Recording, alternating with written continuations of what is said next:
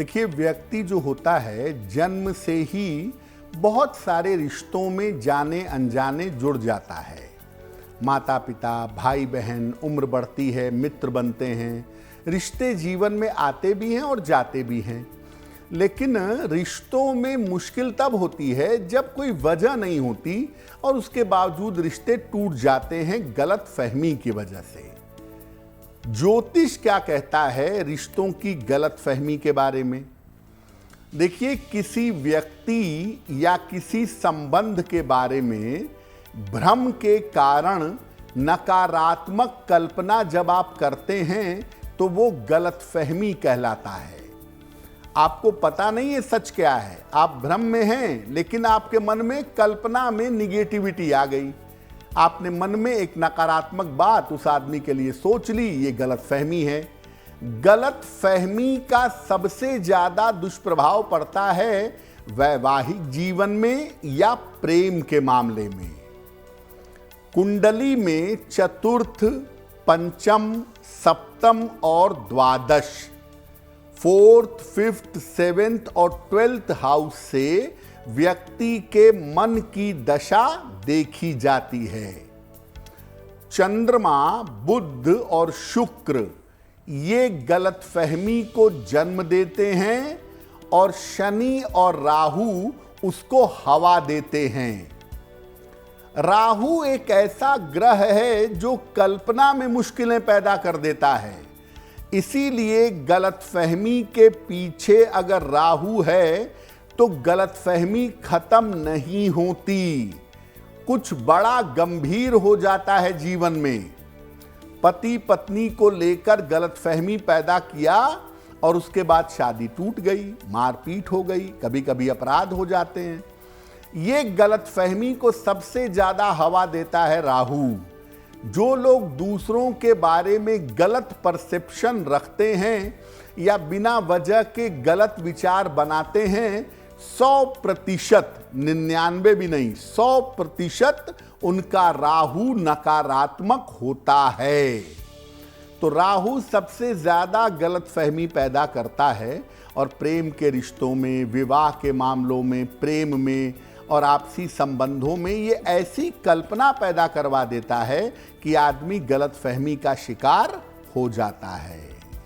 अगर पति या पत्नी के बीच में गलतफहमी है तो मान लिया आपके पति को गलतफहमी है तो पत्नी उपाय करेगी, और अगर आपके पत्नी को गलतफहमी है तो पति उपाय करेंगे। क्या उपाय करेंगे?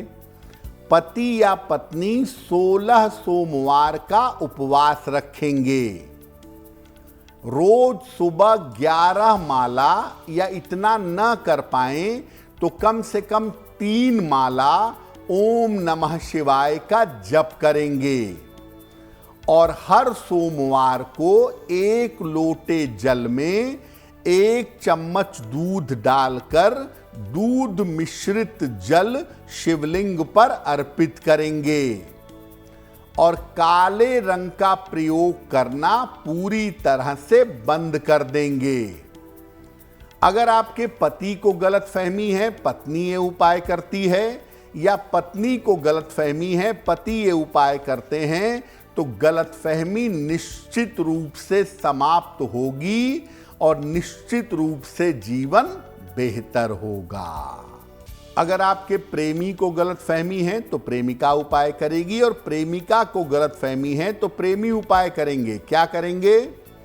रोज सवेरे श्री राधा कृष्ण की संयुक्त रूप से पूजा करिए, उनके सामने मधुराष्टक का पाठ करिए और हर शुक्रवार को देवी के मंदिर में, किसी भी देवी का मंदिर हो, माँ दुर्गा का हो, माँ काली का हो, माँ लक्ष्मी का हो, सफेद बर्फी का भोग लगाइए और उसे प्रसाद के रूप में ग्रहण करिए, या किसी भी सफेद मिठाई का भोग आप लगा सकते हैं। अगर ये उपाय आप करना शुरू कर दें तो प्रेमी प्रेमिका के बीच की गलतफहमी समाप्त हो जाएगी। अगर भाई भाई के बीच में या भाई बहन के बीच में गलतफहमी है तो क्या उपाय करना चाहिए?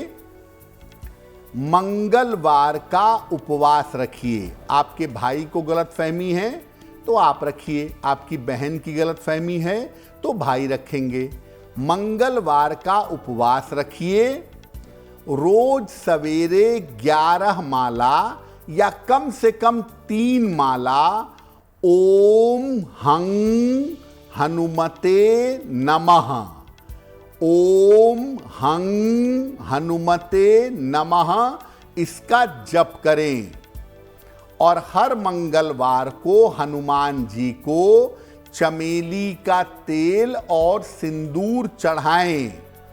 अगर बहन उपाय कर रही है तो वो केवल लाल फूल चढ़ाएगी, और अगर भाई उपाय कर रहे हैं तो चमेली का तेल और सिंदूर चढ़ाएंगे। ये उपाय 9 मंगलवार को करिएगा। अगर ऐसा करना आप शुरू करें तो भाई भाई, भाई बहन, बहन बहन इनके बीच की गलतफहमी दूर हो जाएगी। अगर आपके दोस्त को गलतफहमी है तो आप उपाय करिएगा, और ये उपाय करने से दोस्ती के बीच की गलतफहमी दूर हो जाएगी। शनिवार की शाम को पीपल के नीचे सरसों के तेल का दीपक जलाएं। रोज शाम को 108 बार ओम शं शनैश्चराय नमः इस मंत्र का जप करें। सफेद चंदन का तिलक नियमित रूप से लगाएं, और ये उपाय 8 शनिवार तक लगातार करते जाएं। और जब पीपल के नीचे दीपक जलाएंगे शनिवार को, तब ये प्रार्थना करेंगे कि मित्रता दोबारा जुड़ जाए और गलतफहमी दूर हो जाए। जैसे जैसे ये उपाय करते जाएंगे, मित्रता दोबारा जुड़ेगी और गलतफहमी दूर हो जाएगी। तो हमें खुद कोई गलतफहमी ना हो अपने पति पत्नी के बारे में, दोस्ती के बारे में, रिश्तों के बारे में। हम खुद गलतफहमी से बचे रहें, इसके लिए क्या करेंगे? रोज सुबह सूर्य भगवान को जल अर्पित करिए। नित्य प्रातः सूर्य देव को जल चढ़ाइए। सुबह और शाम एक एक बार शांति से बैठकर प्रेम पूर्वक हनुमान चालीसा का पाठ करिए। सलाह लेकर एक पन्ना धारण करिए, अच्छा रहेगा। कैसा भोजन करते हैं, क्या भोजन करते हैं, कैसी आपकी संगति है, उसका ध्यान दीजिए। क्योंकि बहुत बार ऐसे मित्र मिल जाते हैं जो आपके मन में शक और वहम पैदा कर देते हैं। तो आपकी संगति कैसी है, आपका भोजन कैसा है, आपका आचरण कैसा है, इस पर ध्यान दीजिए। और अगर किसी व्यक्ति के बारे में गलतफहमी हो गई है आपको, तो आप सीधे उस व्यक्ति से पूछिए। बीच में किसी और को लाने की जरूरत नहीं है। गलतफहमी को जितना टालेंगे वो उतना बढ़ेगी। इसलिए सीधे अगर बात कर लें, स्ट्रेट अगर बात कर लें, तो समस्या हल हो जाएगी।